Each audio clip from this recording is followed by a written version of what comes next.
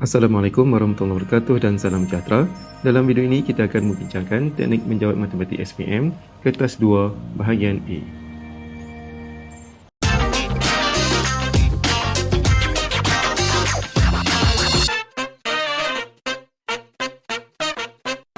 Dalam video ini kita akan membincangkan soalan percubaan tahun 2021 dari SMK Kuhara Tawau Sabah. Kita lihat soalan kita yang pertama. Cikgu Amri ingin menghadiahi muridnya dengan 6 buah buku matematik dan buku sejarah. Harga sebuah buku matematik dan buku sejarah masing-masing ialah RM20 dan RM40. Cikgu Amri membeli X buah buku matematik dan Y buah buku sejarah dengan jumlah bayaran RM160. Hitung bilangan buku matematik. Untuk menjawab soalan ini, kita akan keluarkan persamaan linear kita. Yang pertama adalah dari segi bilangan buku, iaitu bilangan buku matematik dan bilangan buku sejarah jumlahnya adalah 6 buah. Jadi kita akan ambil X tambah Y sama dengan 6. Kemudian terlihat pula dari segi harga. Harga buku matematik adalah RM20. Kita akan tulis 20X. Kemudian harga untuk buku sejarah adalah RM40. Kita akan tambah dengan 40Y. Kemudian jumlah keseluruhan harga adalah 160. Kita akan tulis sama dengan 160. Jadi di sini kita ada dua persamaan linear. Untuk menjawab soalan ini, kita boleh menggunakan pelbagai kaedah. Kaedah pertama, kita boleh menggunakan kaedah penghapusan. Kaedah kedua, kita boleh menggunakan kaedah pergantian. Ataupun kita juga boleh menggunakan kaedah yang ketiga, iaitu kaedah matriks. Jadi di sini cikgu akan tunjukkan cara menggunakan kaedah matriks. Pertama sekali, kita akan susun dalam bentuk matriks. Sini 1, 1, 20 dan 40. Darabkan dengan XY sama dengan 6 dan 160. Kemudian kita akan songsangkan matrik 2 darab 2 kita, iaitu XY sama dengan 1 per AD darab C, iaitu 1 darab 40. Tolakkan dengan B, 1, darabkan dengan C, iaitu 20. Kemudian A dengan D akan bertukar tempat. 40 berada di atas, 1 berada di bawah. Kemudian B akan bertukar tanda dan akan jadi negatif 1 di sini. Kemudian C juga akan bertukar tanda dan akan jadi negatif 20 di sini. Kemudian kita darabkan dengan 6 dan 160. Sampai tekan ini kita akan terus menggunakan kalkulator. Pertama sekali kita akan tekan menu. Kemudian kita tekan A. Kita ambil simultaneous equation. Kita tekan 1. Kemudian untuk unknown kita akan tekan 2. Di sini kita akan masukkan nilai pada persamaan linear kita. Itu nilai yang pertama adalah 1 sama dengan, kemudian 1 lagi sama dengan, kemudian 6 sama dengan. Kemudian untuk persamaan yang kedua, kita tekan 20 sama dengan, kemudian 40 sama dengan, dan 160 sama dengan. Kemudian untuk dapatkan jawapan, kita tekan sama dengan, kita akan dapat nilai X sama dengan 4. Kemudian sekali lagi kita tekan sama dengan, kita dapat Y sama dengan 2. Di dalam soalan ini bertanyakan tentang buku matematik, iaitu buku matematik diwakili oleh X. Maka jawapan akhir kita adalah 4. Bila soalan yang terlihat pula dari segi pemberian markah, kita mengeluarkan persamaan linear, terdapat 1 markah. Persamaan kedua terdapat 1 lagi markah. Kemudian kita menggunakan kaedah matriks. Kita susun dalam bentuk matriks 1 markah. Kemudian kita menggunakan matriks songsang 1 markah. Dan jawapan akhir kita 4, terdapat 1 lagi markah.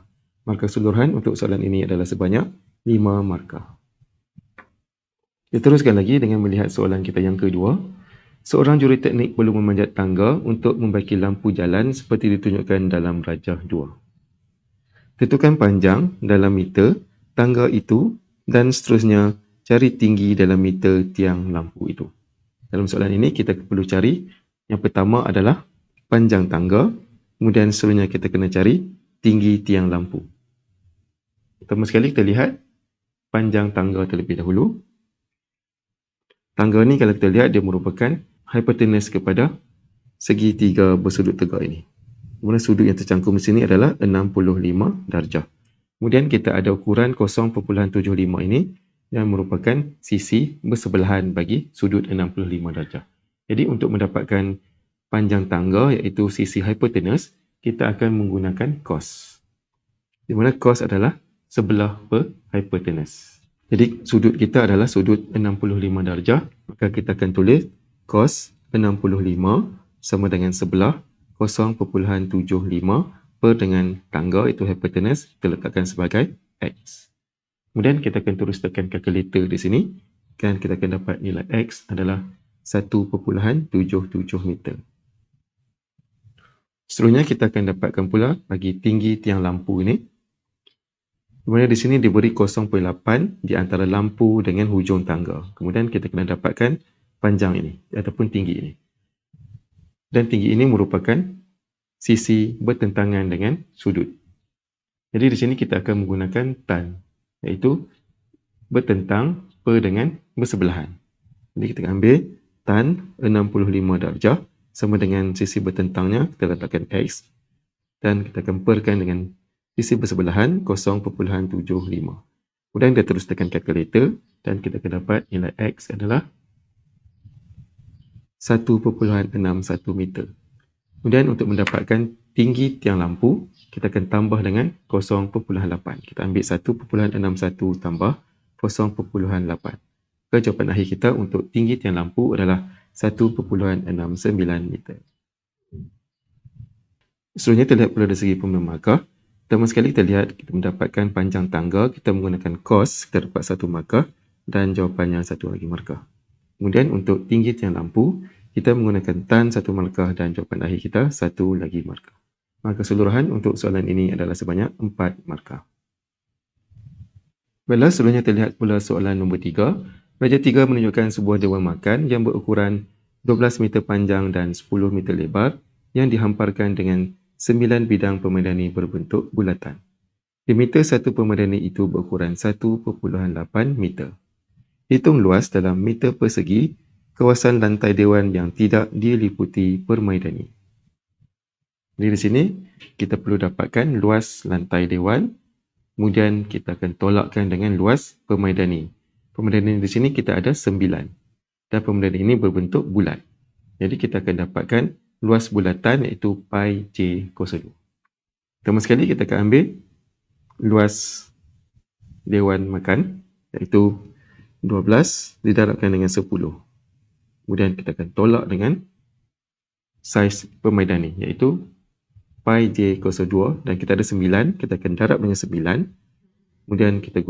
Kemudian kita akan gunakan rumus luas bulatan iaitu pi 22/7 darab j cos 2. Di sini diberi diameter 1.8, maka jarinya adalah 0.9 cos 2. Kemudian kita terus tekan kalkulator, kita akan dapat 97.09. Seterusnya kita dari segi pemberian markah, kita menggunakan rumus untuk mendapatkan luas dewan makan ataupun menggunakan rumus untuk mencari luas permaidani, kita akan dapat 1 markah. Kemudian kita melakukan operasi tolak di sini 1 markah. Dan jawapan akhir kita 1 lagi markah. Dan markah keseluruhan adalah sebanyak 3 markah. Baiklah, seterusnya kita lihat soalan bernombor 4. Berdasarkan maklumat di atas, kirakan nilai pulangan pelaburan ROI yang diperoleh. Tunjukkan langkah pengiraan yang lengkap. Kerana di sini kita ada harga rumah, kemudian depositnya adalah 10%, iaitu 10% daripada harga rumah iaitu RM540,000. Sini kita boleh kira, kita akan dapat depositnya adalah RM54,000. Kemudian kita ada kos guaman, cukai belian, bayaran bulanan, sewa bulanan diterima, harga jual dan juga baki pinjaman. Untuk mendapatkan ROI ataupun pulangan pelaburan, pertama sekali kita kena dapatkan jumlah pulangan pelaburan. Jumlah pulangan pelaburan ini adalah kita akan ambil sewa, kemudian kita akan tambahkan dengan keuntungan modal. Sewa di sini bermaksud rumah itu disewa, kemudian penyewa itu akan dapat duit. Kalau kita lihat di sini, sewa bulanan yang diterima, iaitu sebanyak RM43,000. Jadi sewa, kita dapat RM43,000. Seterusnya kita akan dapatkan keuntungan modal. Keuntungan modal ini maksudnya rumah itu dijual. Kalau lihat di sini, harga jual. Ini merupakan harga jual rumah itu RM870,000.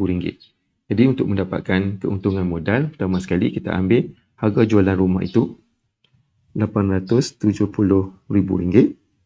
Kemudian kita akan tolakkan dengan kosnya. iaitu kita ambil yang pertama adalah deposit. Sebanyak 10% iaitu RM54,000. Kita akan tolak dengan RM54,000.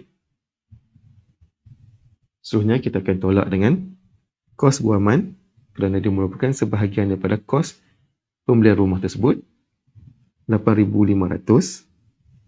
Kemudian seterusnya kita akan tolak pula dengan cukai belian iaitu RM5,000 di sini. Tolak dengan RM5,000. Kemudian seterusnya kita akan tolak pula dengan bayaran bulanan yang telah pun dibuat sebelum ini.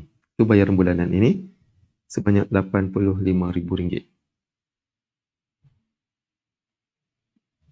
Dan seterusnya kita akan tolak lagi dengan baki pinjaman di sini iaitu RM482,000. Tolak lagi dengan 482000.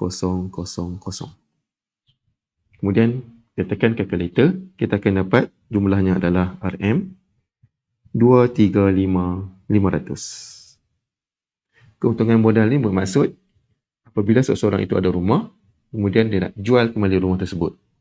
Dan harga jualan di sini diberi adalah RM870,000. Kemudian kita kena tolak dengan kos yang telah pun dibayar untuk rumah tersebut. Iaitu yang pertama dia membayar deposit RM54,000. Kemudian dia juga membayar kos guaman iaitu RM8,500. Kemudian dia juga membayar cukai belian RM5,000. Kemudian dia juga telah membayar ansuran bulanan iaitu bayaran bulanan di sini dia telah pun membayar sebanyak RM85,000 secara kumulatifnya. Kemudian yang terakhir adalah baki pinjaman. Bermaksud rumah ini masih ada lagi baki pinjaman untuk bayaran bulanan sebanyak RM482,000. Jadi kita tolak semua dan kita dapat keuntungan modalnya adalah RM235,500. Kemudian soalan ini bertanyakan tentang ROI iaitu nilai pulangan pelaburan. Jadi untuk mendapatkan ROI, kita akan ambil jumlah pulangan, kita akan per dengan nilai pelaburan awal dan didarabkan dengan 100%. Mana untuk soalan ini, jumlah pulangannya kita akan ambil sewa yang telah pun diterimanya iaitu RM43,000. Kemudian kita tambah dengan keuntungan modal RM235,500. Kemudian kita bahagi dengan nilai pelaburan awal iaitu harga semasa dia beli rumah tu adalah sebanyak RM540,000. Kemudian kita darabkan dengan 100%.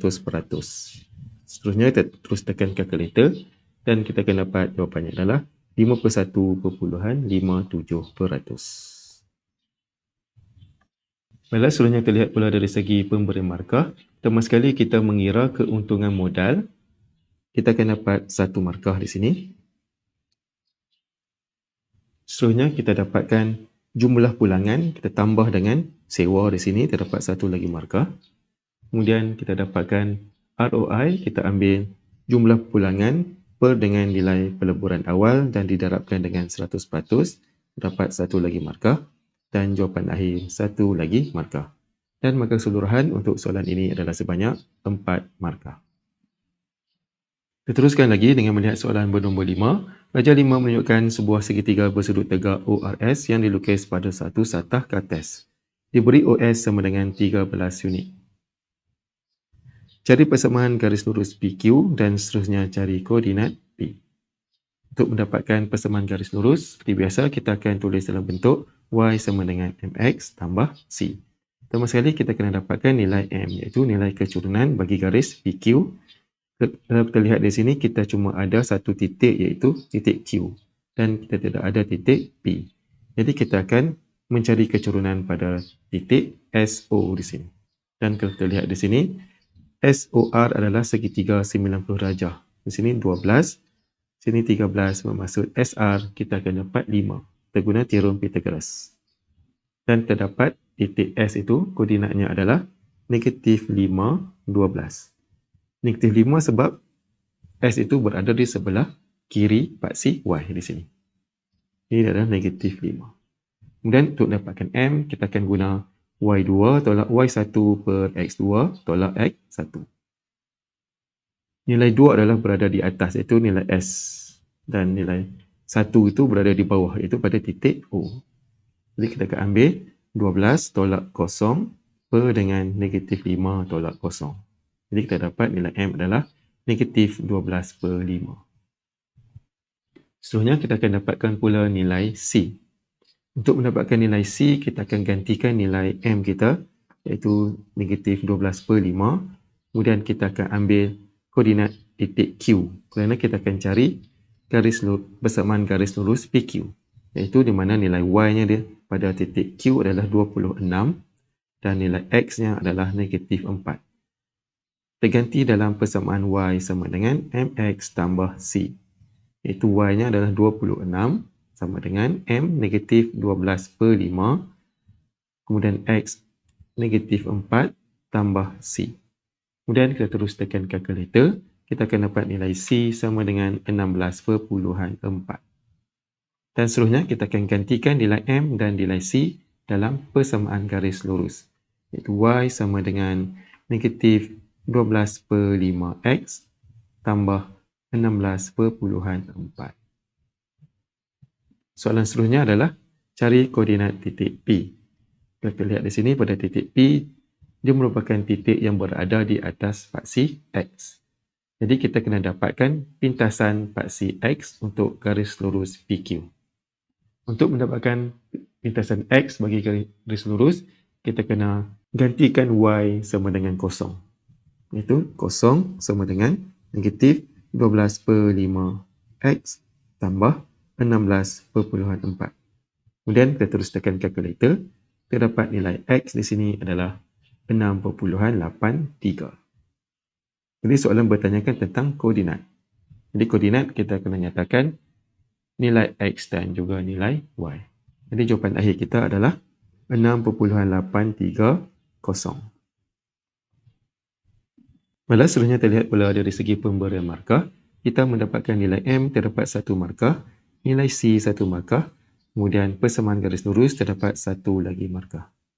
Seterusnya, kita mendapatkan nilai X 1 markah, kemudian kita gantikan dalam bentuk koordinat terdapat 1 lagi markah. Maka keseluruhan untuk soalan ini adalah sebanyak 5 markah. Baiklah, kita teruskan lagi dengan melihat soalan nombor 6.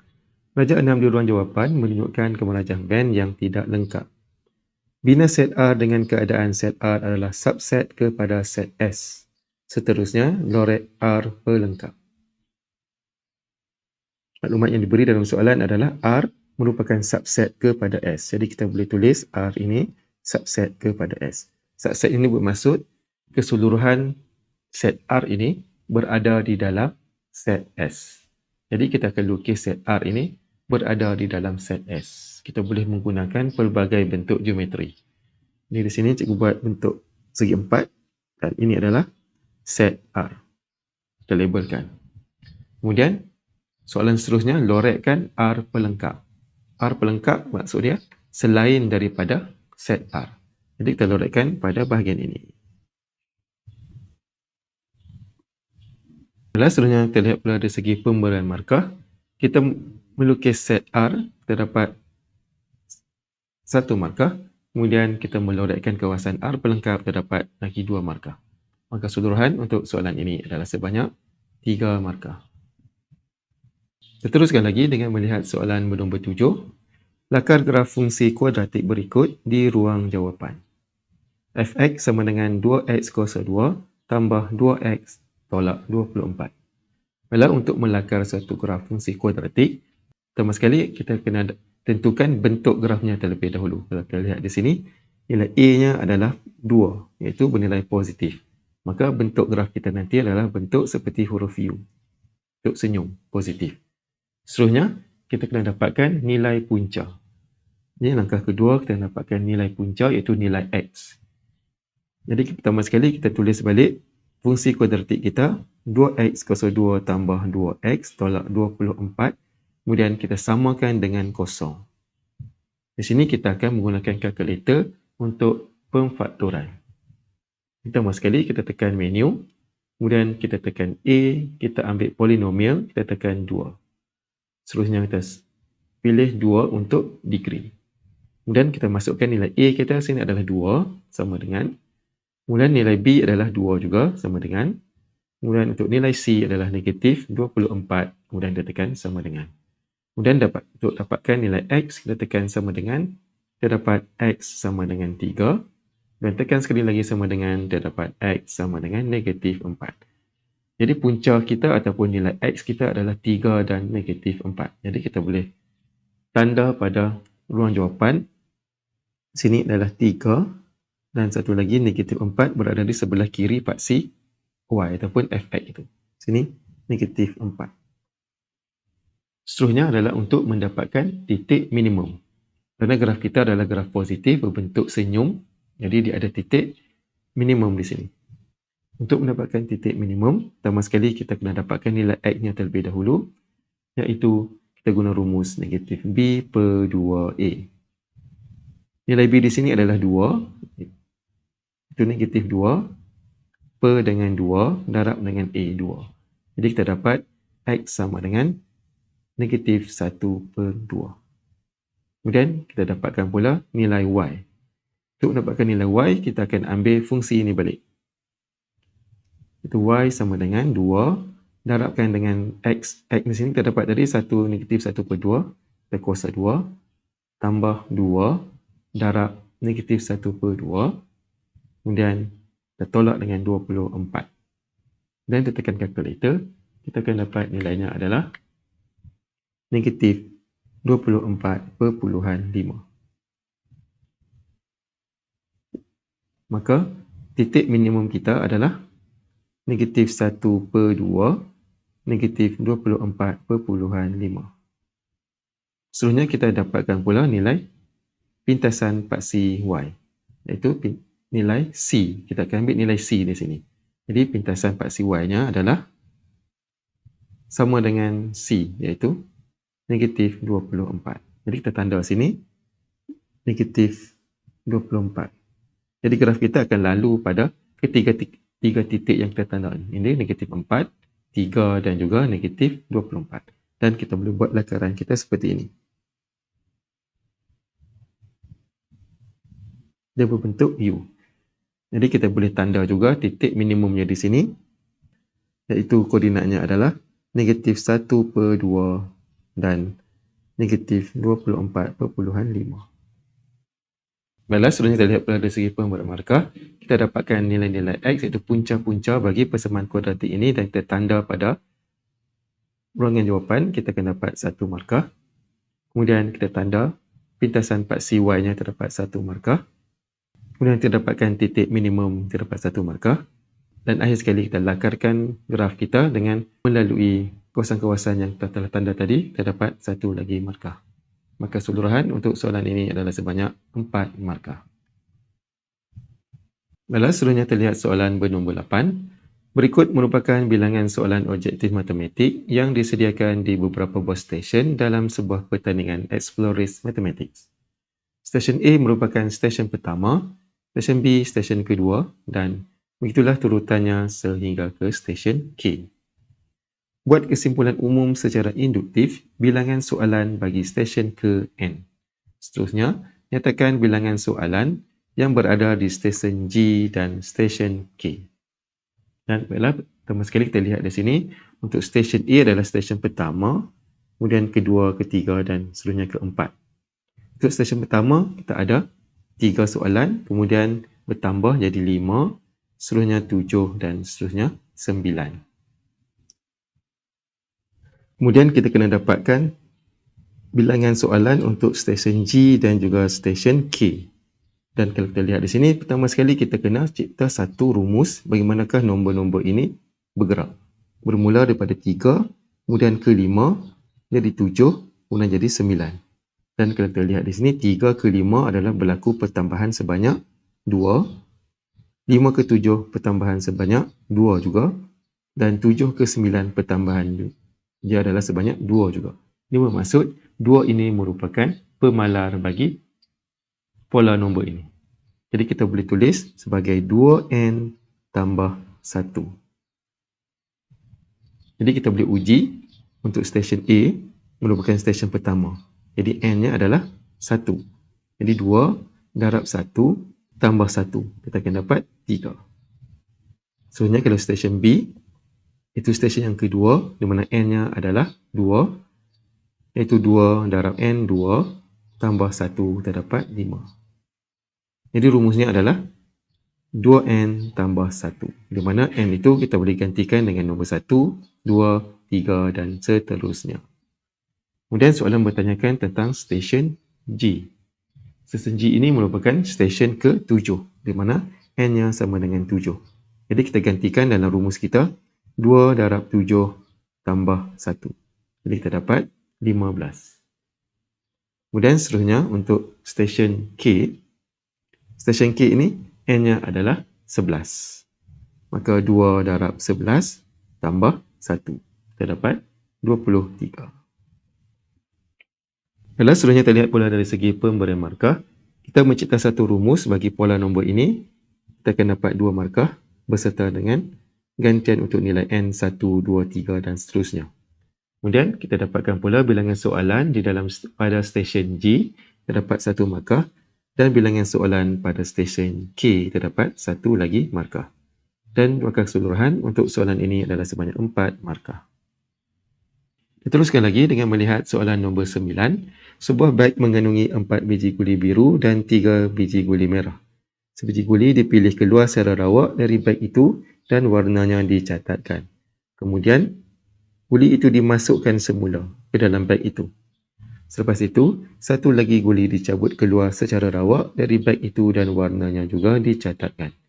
Lengkapkan gambar rajah pokok pada jawapan dan seterusnya cari kebarangkalian bahawa kedua-dua biji guli adalah sama warna. Dan kalau kita lihat situasinya di sini, kita memilih 2 biji guli. Guli pertama, kemudian guli kedua. Dan guli kedua itu tidak dipengaruhi oleh pemilihan yang pertama disebabkan selepas kita pilih guli pertama, kita catat dan kita masukkan balik guli pertama itu. Jadi ini merupakan satu peristiwa saling eksklusif. Jadi lihat di sini pada ruangan jawapan untuk kebarangkalian guli biru 4/7, maka untuk guli merah dia ada 3, jadi kita tulis 3/7 di sini. Seterusnya untuk pilihan yang kedua, bilangannya masih lagi 7 dan bilangan guli biru juga masih lagi 4. Jawapan kita di sini adalah 4/7. Kemudian soalan seterusnya bertanyakan tentang kebarangkalian kedua-dua biji guli adalah sama warna. Sama warna di sini sama ada boleh biru dan biru atau merah dan merah. Kita lihat biru dan biru terlebih dahulu.